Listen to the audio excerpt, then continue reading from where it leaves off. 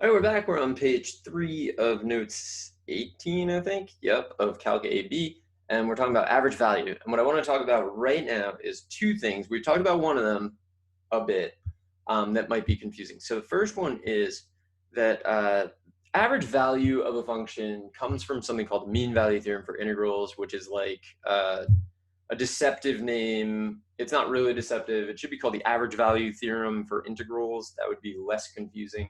Don't confuse it with the mean value theorem. When we say mean value theorem in Calc AB, Calc BC, we are talking about slope of the tangent line equals slope of the secant line. That's what we're talking about, right? Continuous on the closed, differentiable on the open. There's a place where the slope of the tangent line equals the slope of the secant line, right? And then you go find it usually. In Calc AB, Calc BC, we will only really refer to the average value of a function. So you never really need to think about that issue, but I wanted you to be aware in case you're searching the internet or whatever, and you run into that term. The other thing that is a big deal is that we want to discuss average value versus average rate of change. Do not confuse the two things, right? Average value, integral over interval. Average rate of change, algebra 1 slope. Just say those over and over again in your head. You'll be fine. The place where it gets confusing, I think, is with velocity, right? So here's the idea. The average value of the velocity function is the average rate of change of the position function. Average value of velocity function is the average rate of change of position function. Let's do a problem and see that, and then I'll write down what I'm saying. So given the particle's position along the x-axis is determined by the function blah, t squared minus 3t plus 5. I actually do have to read them. I don't know why I don't do that. Between 0 and 10. Calculate the particle's average velocity on the interval using the position. So average velocity is the average rate of change of position. So average rate of change is algebra 1 slope. So I'm doing x of 10 minus x of 0 over 10 minus 0, right? That's just the average rate of change of the position function. So x, that's 170, 75 minus 5 over 10, 70, so it's 7. So I've gotten 7. That's the average value of the velocity. That's the average velocity. It's not the average value of velocity, is what we just calculated. Average velocity. Now it turns out, let's find the velocity function, right? So v of t equals, so we're going to say it equals x prime of t, because there's a stupid rule that says you need to do that.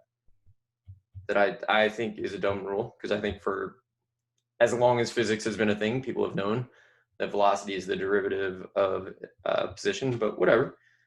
So that's our velocity function. Let's find the average value of the velocity function on the interval from 0 to 10. So it's going to be the integral from 0 to 10 of v of t dt over 10 minus 0, or you might see it as 1/10 the integral from 0 to 10 of v of t dt. So this is going to be 1/10. And then, I should have written the function. So look at this. We're writing it. 2t minus 3 dt 1/10 t squared minus 3t 0 to 10. You kind of like notice that some of the calculations are happening like again that have already happened. So this is going to give me 1/10, and then 100 minus 30 is 70. 0 minus 0, I should say, is 7. Look at that. Same answer. So the average value of velocity, that's the integral from, let's say, a to b of v of t dt over b minus a. This is the average value of velocity. I would say when you're doing a problem that involves words and reading, when you see something that asks you for the average temperature, average radius, average whatever, insert the word value, the words value of. So when it says like average radius, say average value of the radius, and then find the function that gives you radius and find its average value. Find the average velocity. That's the average value of the velocity function. Now it's not really unfortunate, but what's a little weird, and it's not even weird, it's just the math, right? The average value of the velocity function is the average rate of change of the position. So that's going to be x of b minus x of a over minus A. This is the average rate of change.